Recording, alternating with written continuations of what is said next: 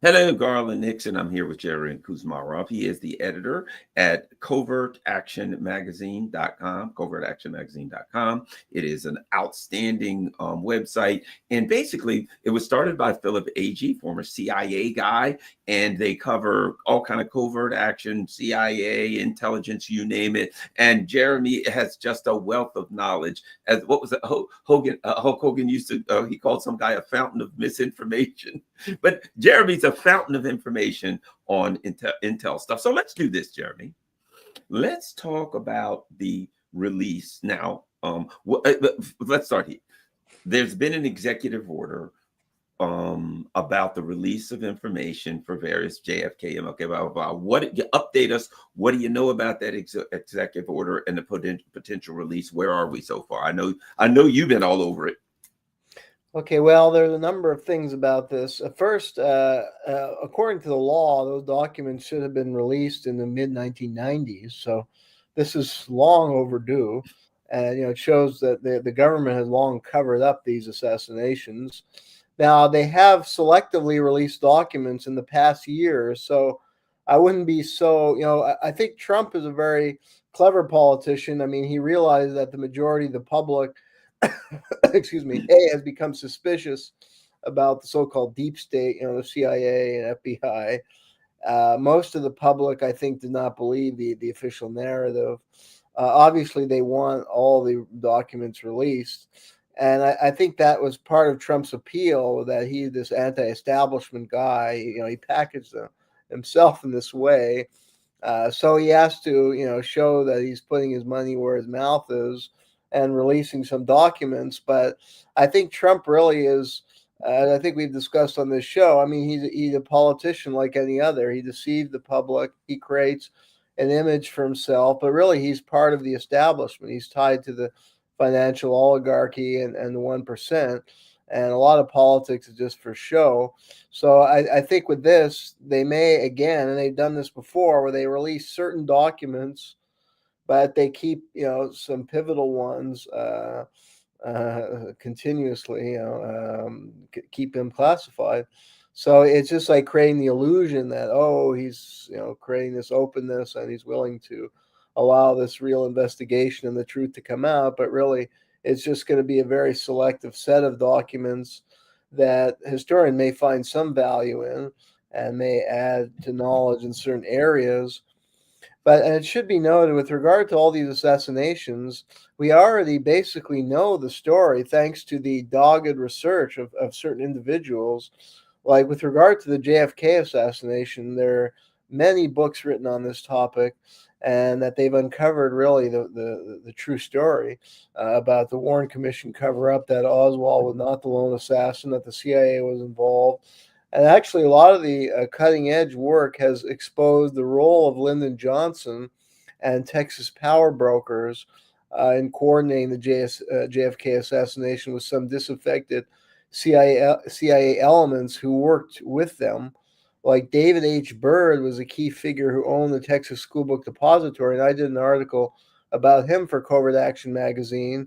And he owned two major CIA companies, including a company that manufactured spyware, and he owned the School Book Depository, and he kept a replica after as a kind of trophy.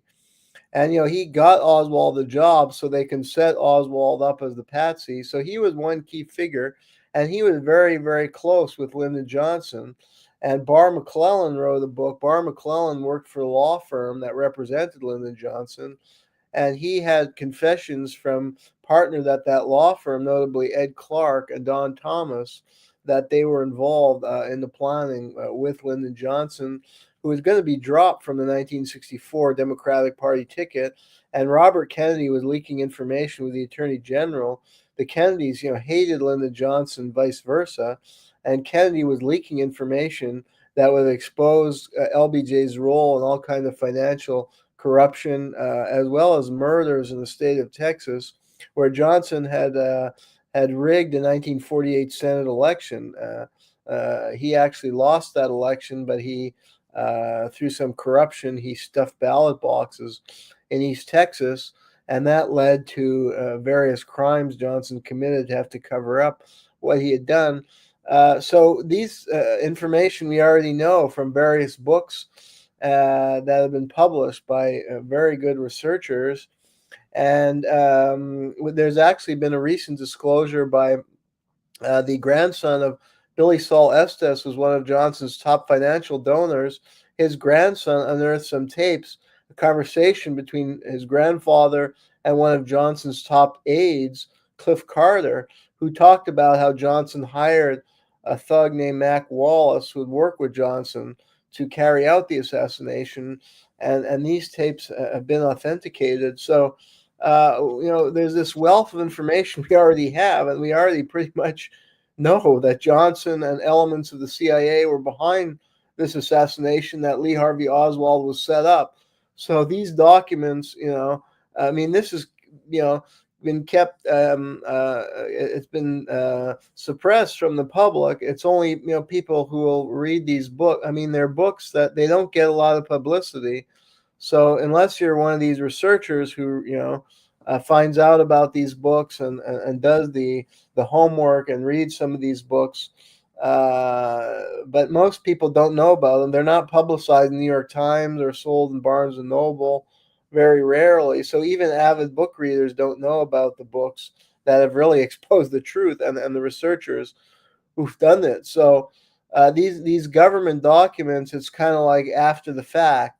And like with regard to Martin Luther King, William Pepper was the lawyer of the King family, and he wrote 3 books, and he did incredible research over his lifetime, and he died about a year ago. Now, he was smeared in the media when he died. Even his obituary, they couldn't leave him alone. They attacked him as a conspiracy theorist. Meanwhile, there's a new documentary by a Hollywood actor named John Barber that I saw. It was screened at a whistleblower conference I attended in Washington this past summer. And it's a nice documentary, a tribute to William Pepper, and people can find it online. And the producer of the film, who had a good career as a Hollywood actor, said that William Pepper is probably among the best lawyers in American history, with Jim Garrison and maybe Abraham Lincoln. And his research was incredible. He tracked down people, including the son of a Memphis city official and Klansman, who was very actively involved in the planning with Clyde Tolson, who was J. Edgar Hoover's right-hand man at the FBI. And he had all kinds of insider information about how they set up James Earl Ray as a patsy and how the FBI coordinated King's assassination.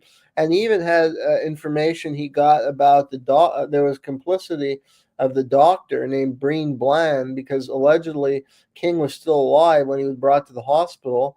And there was a nurse who witnessed the doctor smothering with a pillow. And this doctor, Breen Bland, had everybody leave the operating room. It wasn't trying to save him, but actually smothered him. And there were 2 witnesses about that Pepper uncovered. And this guy Adkins also testified about that and heard about that.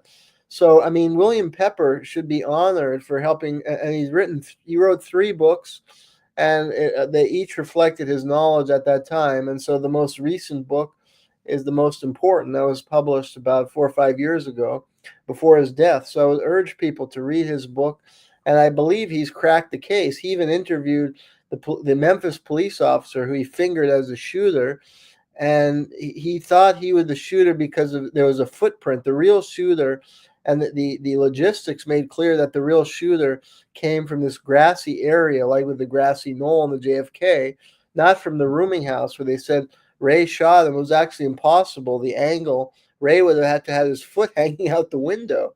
And Ray was not a great shooter. Anyway, nobody could have pulled that off with their foot hanging out the window and somehow struck King. So it was found out that the real shooter came from this grassy area. And Pepper fingered him as a guy, I believe Strausser, a Memphis police officer who's now deceased. And the reason he identified him was because he was a size 13 shoe, which was abnormally large. And when he tracked down Strausser and had lunch for him, he met him for lunch. And the first thing he asked him was what size shoe he had. And this guy Strausser said he had size 13. And not many people have size 13 shoes. So he was almost certain that he was the shooter. And there was a guy named Lord Jowers. He got an admission who ran this grill that was seen sneaking out the time King was shot, and was in those bushes and brought back the rifle and dismembered it. And he said he wasn't the shooter, but he had helped the shooter, and he helped to identify this guy Strausser. So anyway, the Pepper book and Pepper's research, and Jowers admitted this in public because he was worried of being prosecuted. And he was older at the time, and he wanted to come clean. So there was an admission by Lloyd Jowers that he was centrally involved. So in any event, I think we know quite a lot about who did it, and I would say Pepper has cracked the case, as well as other researchers have cracked the case with the JFK. So these documents are kind of after the fact. They may shed some new information, but we already know. And the research community is way ahead of the government, which covered this up for years, and also the mainstream media, which has covered this up and still covers it up. Because I think it was CNN brought on Douglas Brinkley to ask him about these new disclosures, this well-known historian who teaches at Rice University. And he was like, "Oh, I believe Oswald was the lone shooter," which is impossible, and it's false. But he keeps promoting people like him, these establishment historians at these fancy universities, keep promoting the false narrative, and they brand anybody who challenges that the conspiracy theorists, even though the evidence is massive, and there are dozens and dozens of books on the JFK assassination. There are many, many books that are extremely well, researched and detailed. So he's insulting all these researchers. But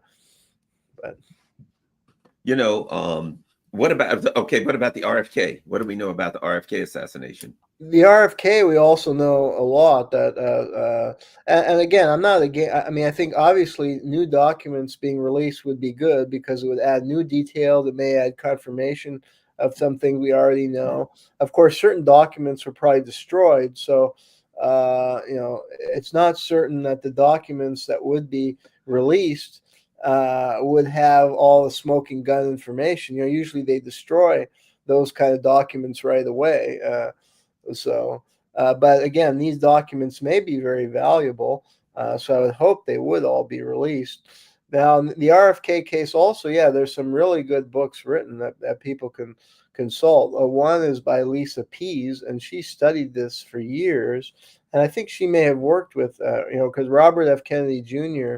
did investigate the death, and he may have been in collaboration with her or some other researchers in her circle. But hers is one book I know that was very good, and it showed that Sirhan was set up, that they had these CIA psychologists who specialized in brainwashing and hypnosis, and they programmed him to set him up as the patsy. And we know he was not the shooter because Robert Kennedy was fired from the fatal shot was from behind his ear, and it was from right next to him. Sirhan fired at him from the front, far away.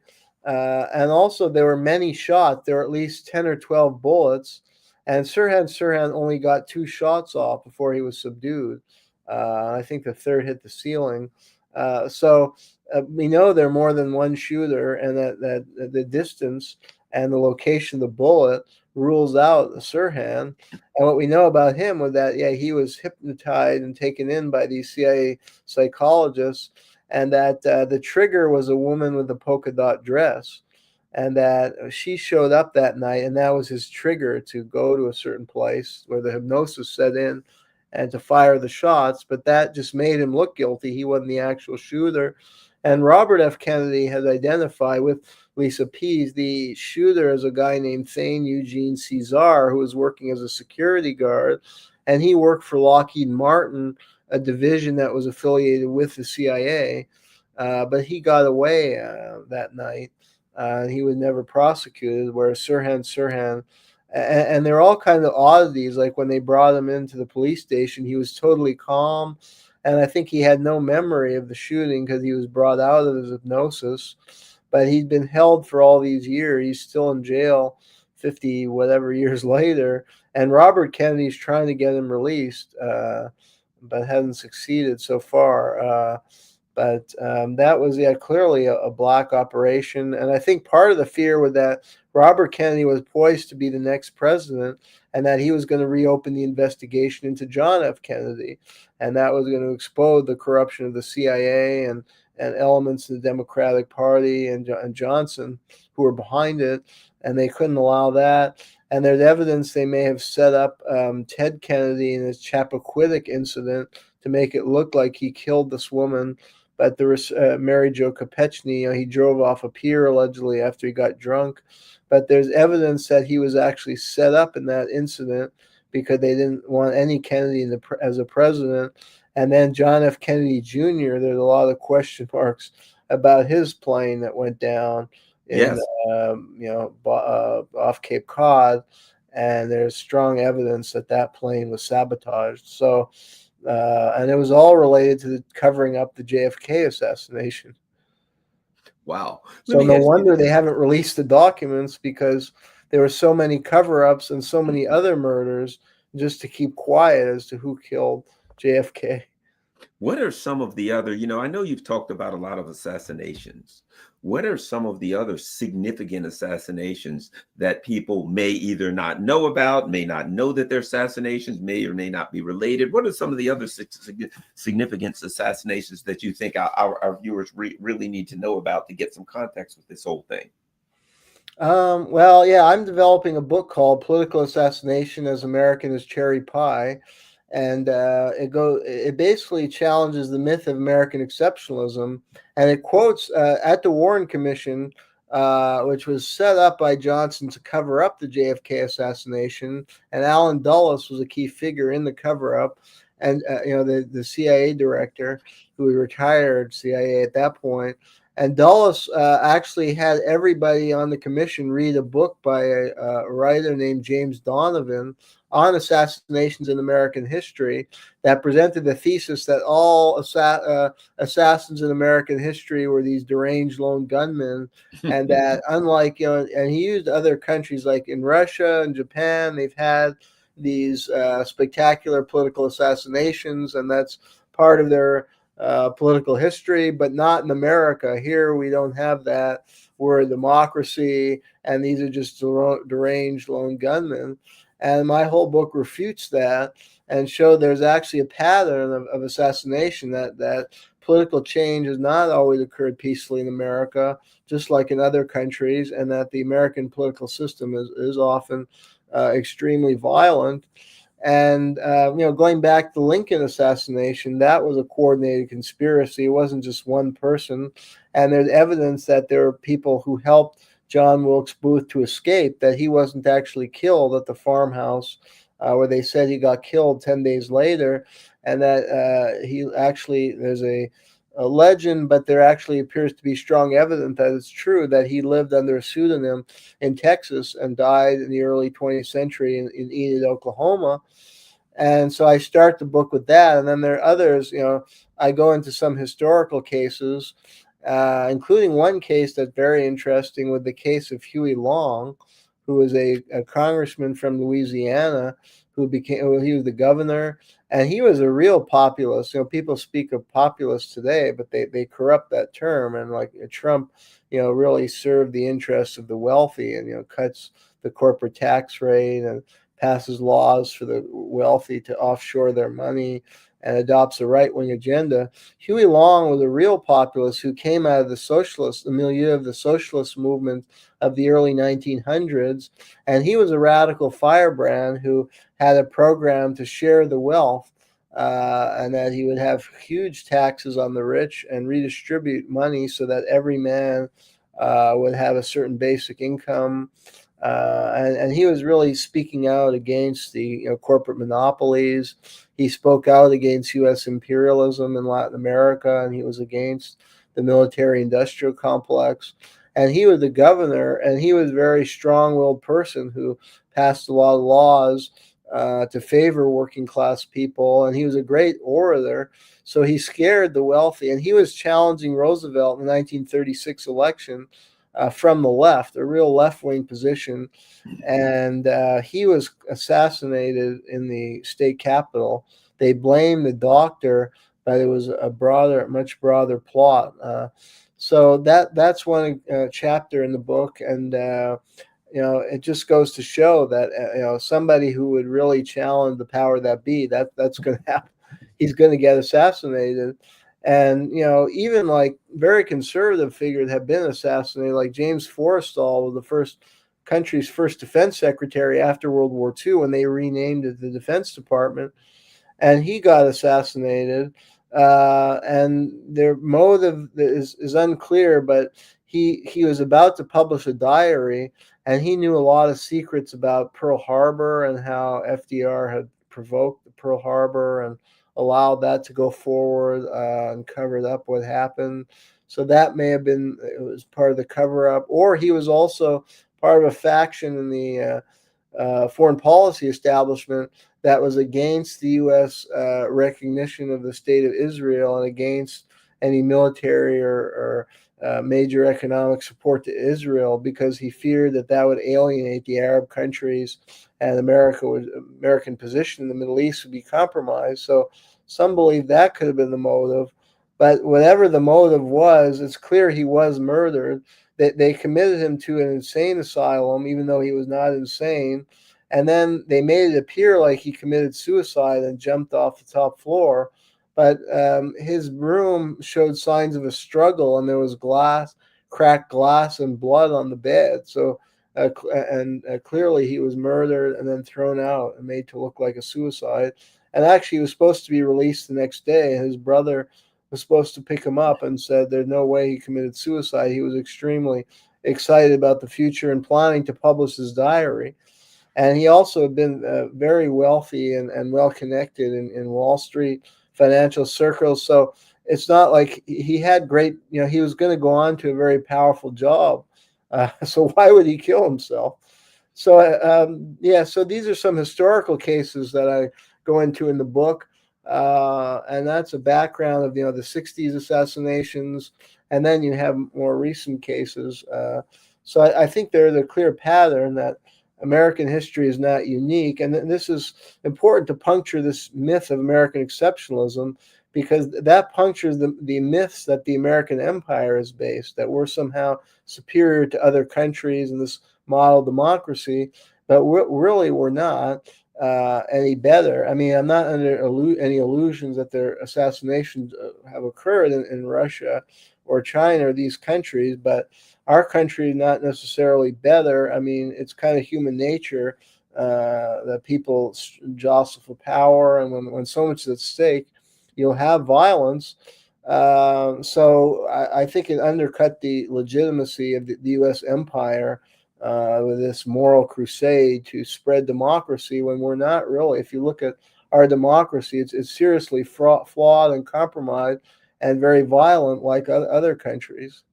And we shouldn't be under any illusions about that.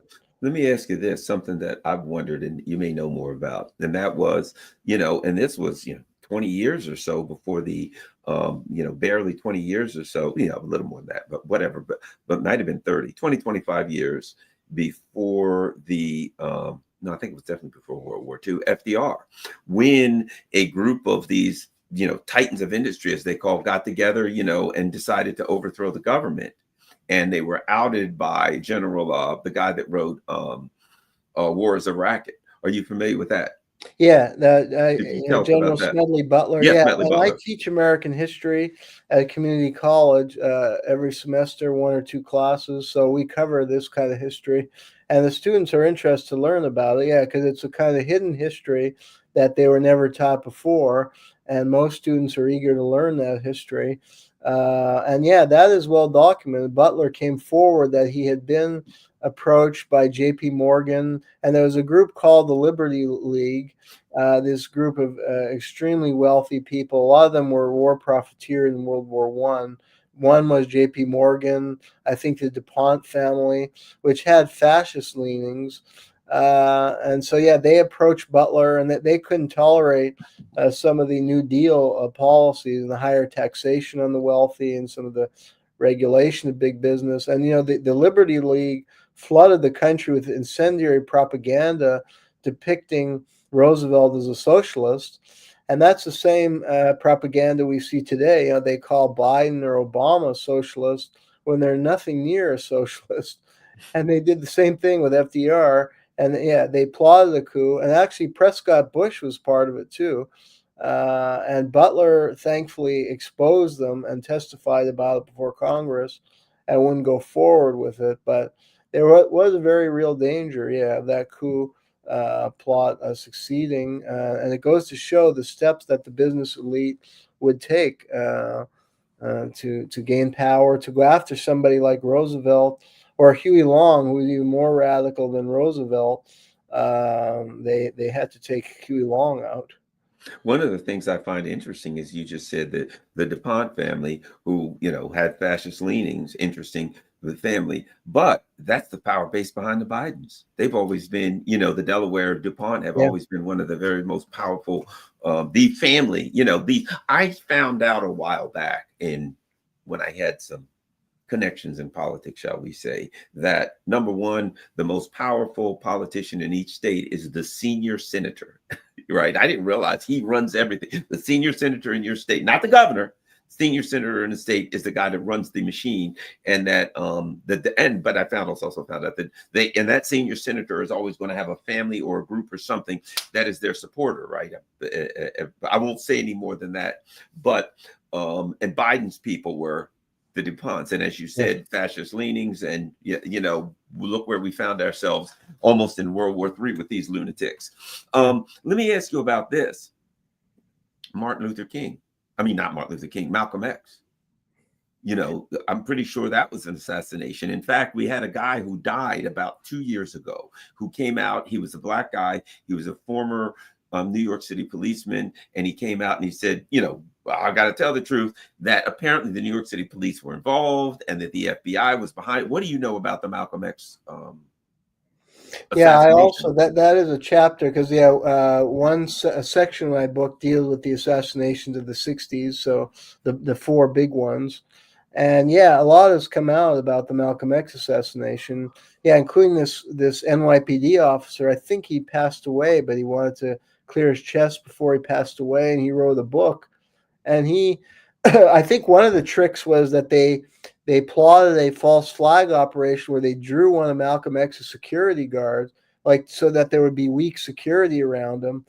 They plotted like a bombing or something involving some members of a security guard. They tricked them into participating in some kind of criminal activity so that they would be arrested and not available to provide security to Malcolm X. So his security detail, that was one of the jobs of this police officer. Excuse me. I'd have to look up his name. I can't remember off the top of my head his name, but I think it's Joseph something Wood. Is it Roy Woods? Somebody in the chat says it's Roy Woods, maybe. I'm not sure. That sounds right. Roy Woods, yeah. And he wrote a short book. It explained exactly what he did. And that was one of his big jobs, to lure one of the security guards in participating in some kind of crime or trick them. I think he didn't even know he was participating in the crime, but had him go along on something to get him arrested so that there would be no proper security. And I think the FBI infiltrated the Muslim organization, and those were the assassins, but they were actually FBI agents. And the people they fingered were wrongfully accused and convicted. And the real culprits never got arrested. And I think one, he owned a gym, and one now I forget all the names because I did an article on this, but it's been about 4 or 5 years, so some of the details are a bit. I'd have to review my article to remember all the names, but I know the main assassin, I think he ended up being pretty prominent in the community in New Jersey, and he owned a gym, and he appeared in a Cory Booker ad. And then it came out that it was revealed by some researchers that he was the likely shooter. Now he's passed away, but he was never arrested for that. The people they arrested were wrongfully convicted, and I think one got a huge settlement from the city because he spent 20 years in prison and he was totally innocent. They got the wrong people. The Black Panther guy that they killed, Fred Hampton. Fred Hampton. Yeah, that was an assassination. The FBI, I think, even admitted to that. That was a quid pro assassination of Fred Hampton, where an FBI informant, William O'Neill, who worked in Hampton's security detail, provided all the detail to the FBI about his apartment. And then they came in and just shot him cold blood. And they tried to make it seem like there was a gunfight, but all the evidence showed the shots pointing in one direction, the forensic evidence, and it was clearly just an assassination. And another person Mark Clark got killed as well. So yeah, it goes to show that they assassinate social movement leaders, political figures, and sometimes even conservative figure like James Forrestal, who was no progressive, but he was assassinated because he was threatening to expose secrets in his diary, or maybe because of the Israel issue. I'm not sure. We may never know exactly why they killed him, but we know they killed him. Do you know anything about the guy Kelly, the WMD guy in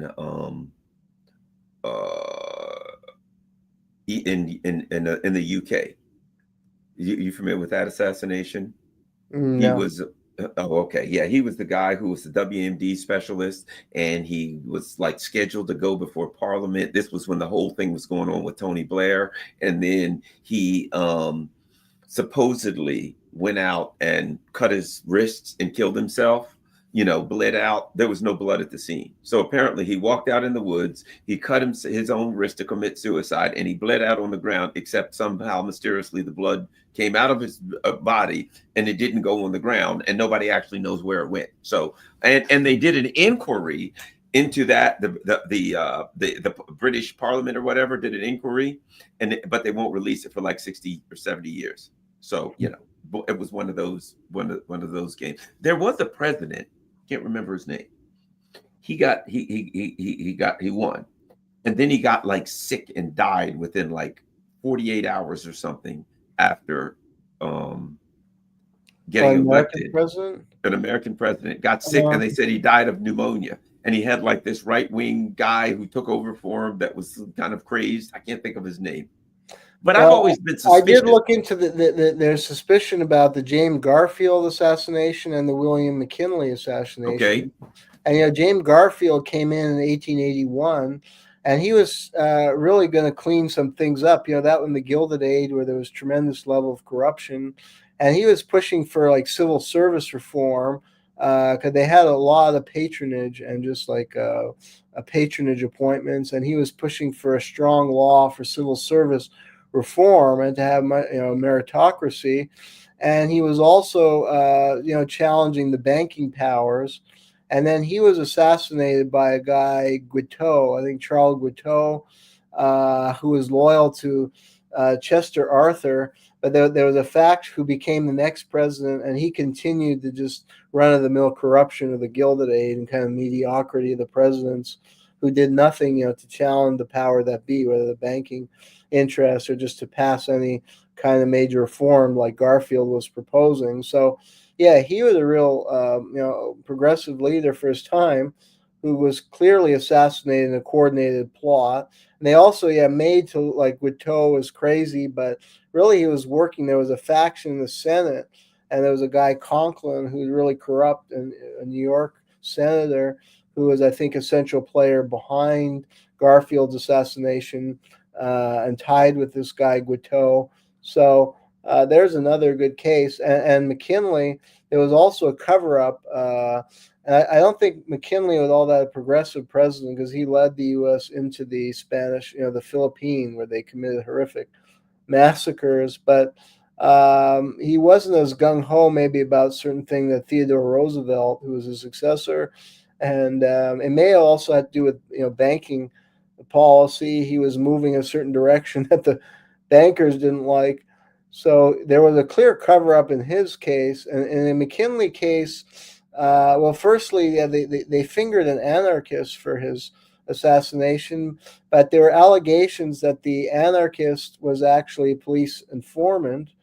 And then the doctor, they kept this prominent doctor away, and the doctor who treated McKinley, like, he was still alive for days, and his wounds shouldn't have actually been mortal.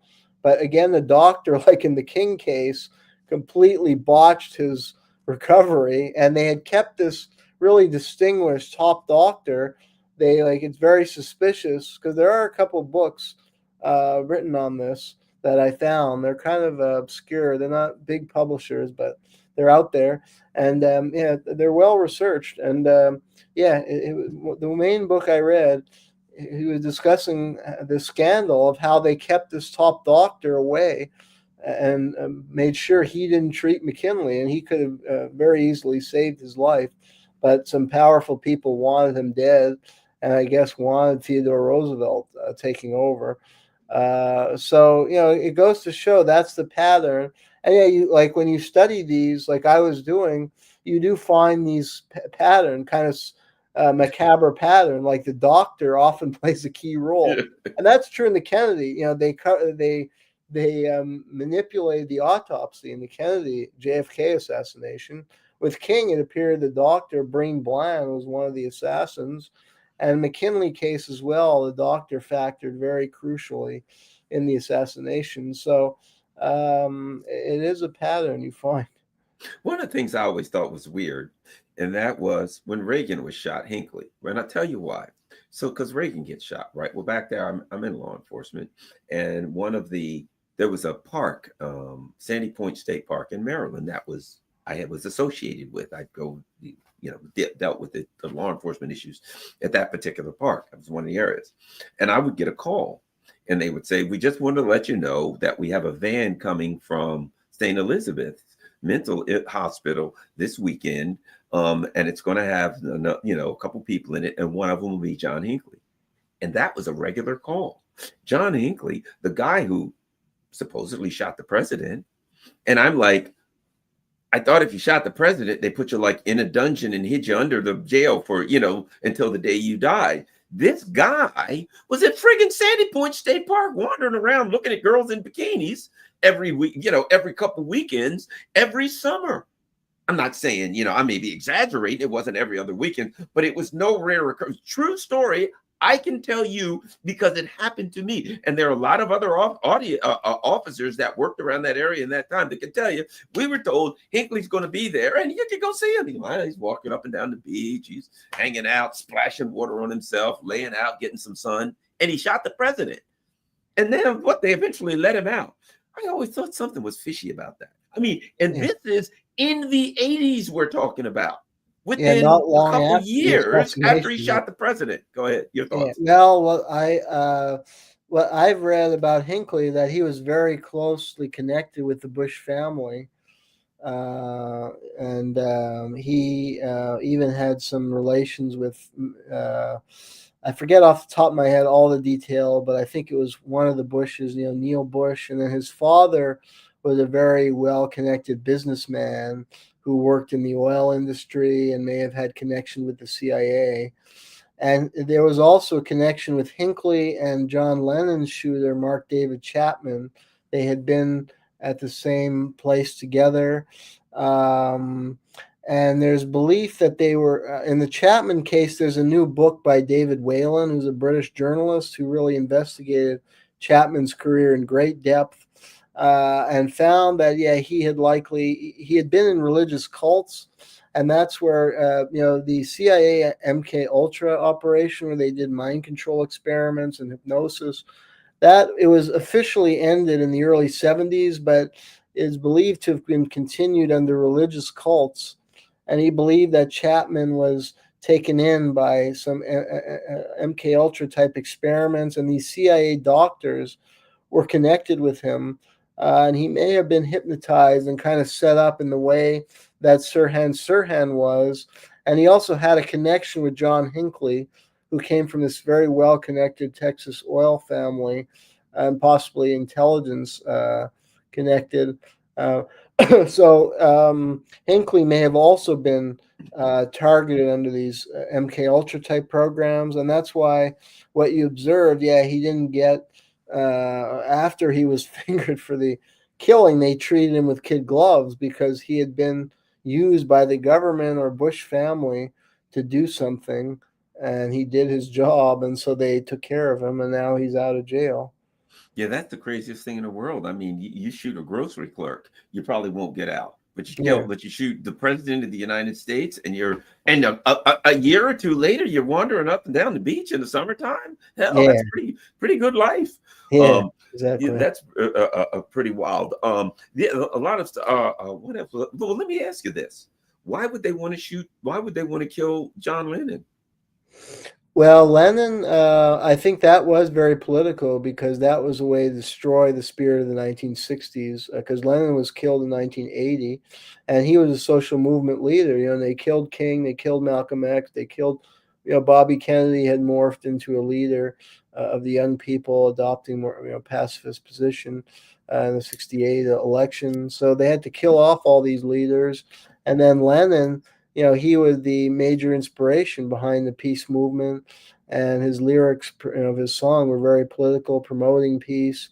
And apparently, he was starting to re-involve himself in activism after a few years off in the '70s. He had kids, and he wasn't that active.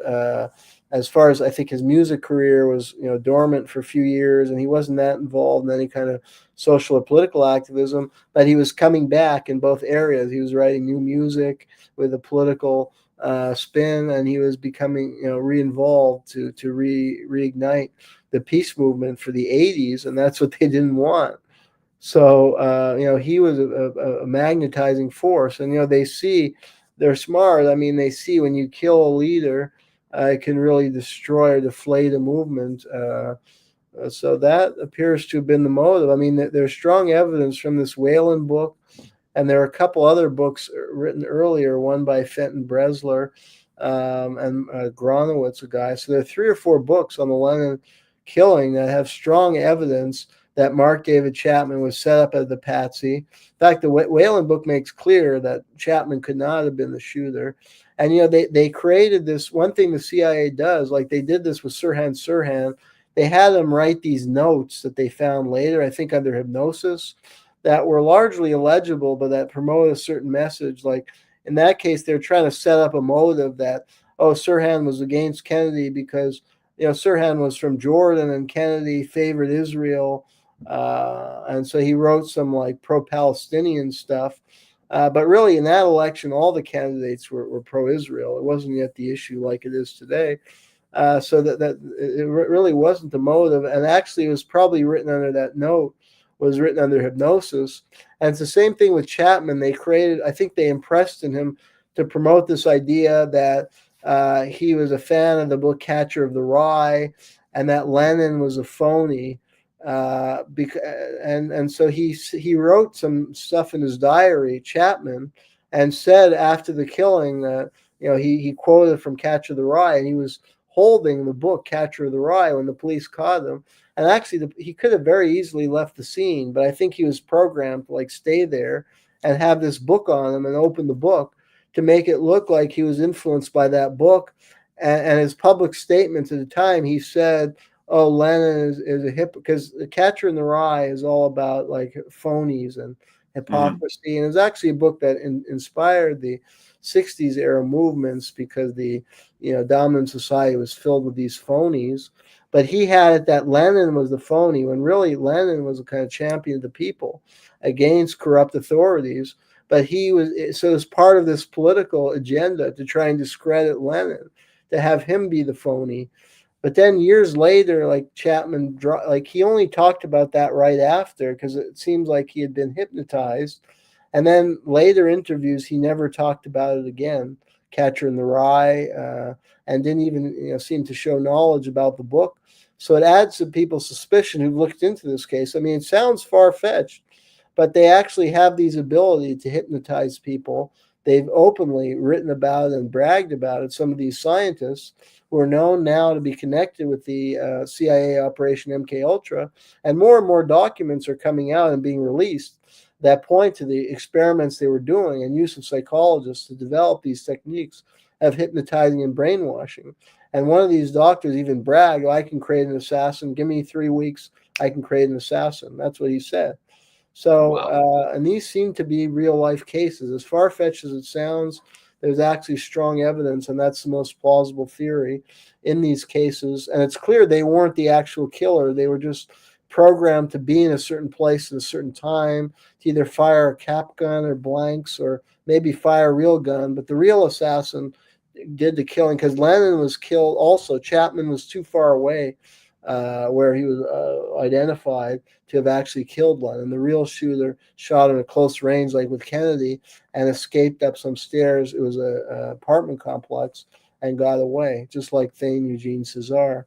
So yeah, you actually do see a lot of parallels when you look at these different cases. You find a lot of parallels, and there are a lot of good books out there that don't always get the attention they deserve. We only got about 5 minutes, but let me ask you this: do you think there's anything to the claims that people around the Clintons keep keep disappearing, keep committing suicide, all that kind of stuff? Is it just coincidence, or do you think there's any substance to those, to people who say, yeah, you rub the Clintons wrong and you might get rubbed out? Yeah, I mean, it can't just be a coincidence that conveniently all these people who are going to testify and ruin the Clintons' career just suddenly turn up dead. And one case I know of is a case of Jerry Parks, who he was on Clinton's security detail, and he had traveled with him to Mena, Arkansas. He had all this insider information about the corruption that was going on, the covert and illicit arms and drug smuggling, the Mena to the Contra, Nicaragua, that Clinton was helping to oversee, and also his wife had owned an apartment complex, or the manager of an apartment complex, where Roger Clinton, his half brother, rented a room, and she would overhear. Roger and Bill would come, and they would have these sex drug parties with underage girls, and she saw everything and heard everything, because she was the apartment manager, and she saw Clinton doing drugs, having sex with underage girls. So his file, he had everything. And then Parks was killed mafia style before the 92 election. And then, Vince Foster was killed. He had all the goods on the Clintons. He was the most intimate. He was a partner with Hillary Clinton at the Rose Law Firm in Little Rock, and he had intimate knowledge of all the corruption in the Whitewater and the Mena affair. And he was clearly assassinated. It was staged to look like a suicide, but same to what you're describing in other cases. There was no blood when he supposedly shot himself, and even the angle where they found him was physically impossible. And it's been shown that he was murdered. So these are just two well-known cases. I mean, they're the case in recent year, the guy Mark Middleton. They claim he got Clinton's chief of staff, and he was the one who brought Jeffrey Epstein into the White House like 17 times, and he was found. They claim he committed suicide, but he hanged himself and was shot 5 times in the chest. So it wasn't really a suicide. And there were a lot of murders. Yeah, because my book on the Clintons went into this, and the first few chapters deal with when Clinton was the governor of Arkansas and a lot of the corrupt things that were going on, which I argue set the prelude for his presidency. And I interviewed, because I live right near Arkansas, and I went there a lot of time, and I interviewed whistleblowers who knew a lot about the Clintons and a lot about some of these murders. And there were the boys on the track. There's the case of 2 young boys who were just out for a night of having fun and smoking marijuana by some train tracks, and they uncovered these drug drops, and they ended up being murdered. Now, Clinton and the mother of one of the boys spent the rest of her life investigating who was behind the murder. And she said, well, Clinton didn't, because they had the boys run over by a train, and they made it like they smoked too much marijuana and were so high they got on the tracks and got run over. But actually, forensic investigations uncovered that they had been murdered, that they were struck with a blow to the head and then placed on the tracks. And Clinton covered it up because the medical examiner in Arkansas was a guy named Fahmy Malak, who was totally corrupt, and Clinton paid him off, and he wrote a false autopsy, and that was eventually uncovered. Linda Ives, the mother of one of the boys, spent years investigating it, and she uncovered all this cover-up and corruption. And she said Bill wasn't there the night my boy was killed, but he was the ultimate murderer because he protected a network of corruption and he made sure they were never prosecuted. So I think a lot of people, a lot of it was he covered up. He made sure that people had impunity for these crimes that went on. And then there are people who had information on him that ended up dead. And, I guess it may be hard to provide a direct trace to him in court, but who else would be behind the death? Yeah, we They're looks clear like murders and they're clear political motive. And that's my point about political assassination, is that some of our leaders are right up there with the Stalins of the world, or who kill their way into power. And I mean, Lyndon Johnson killed a lot of people in Texas. I did an article about that, and there's a lot of evidence that to cover up the corruption in the 48 election, because he lost that election to the Senate. And it's been openly acknowledged in Robert Caro's biography. He got admissions from some clerks in East Texas, how they stuffed the ballots. And then the local sheriff knew about that, and he wrote to the former the governor at the time. The governor knew about this, and then that guy turned up dead. He was coming forward, the sheriff. He was coming forward to expose Johnson's corruption, and then he died very suspiciously. And the governor of Texas accused Johnson of his murder. This is in the early 50s. So, and Johnson was involved in other murders. There's very strong evidence of it. Billy Saul Estes, said he had a list of 9 people that Johnson killed. wow. These guys, a lot of them kill to get in power, and that's no different from other countries. Yep. Unfortunately. Well, we're going to have to get ready to run. I got something coming up at 2:00, but certainly this is great. And I look forward to, hopefully, if you're available next Friday, we can get together, and there'll be, I'll come up with, we just kind of played it by ear, but you've got articles that you're writing on don't forget, everybody, covertactionmagazine.com is the website, and Jeremy's got lots of really interesting stuff there. And if you're available next Friday, we'll get together again, and maybe we'll hit some of your articles, and we'll come up with some really important stuff to talk about, Jeremy.